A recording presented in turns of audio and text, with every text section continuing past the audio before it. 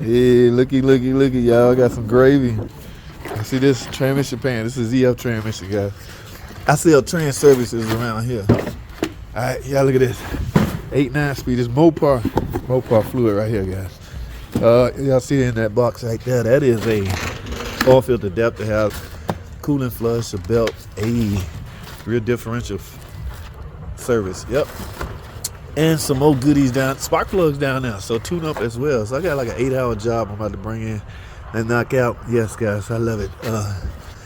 ZF transmission service, man. Help prolong the life of your transmission, y'all. Stay on top of this. All right, this car has 120,000 miles on it. Why not? Let's get it. All right, guys, this is ZF 8HP transmission found in a Dodge Challenger rear-wheel drive vehicle. Nothing to it, nothing special about it. I don't know why the world is panicking over Feel for Life. Guys, this is simple to remove your pan and essentially replace your pan because the filter is integrated. Now, look at the condition of that fluid. This car has 120,000 miles. You telling me you guys are out there willing to leave this in your transmission for the remaining of its life? This is not Feel for Life, guys. That filter, you see how trashy that filter is? There's a good picture of that filter.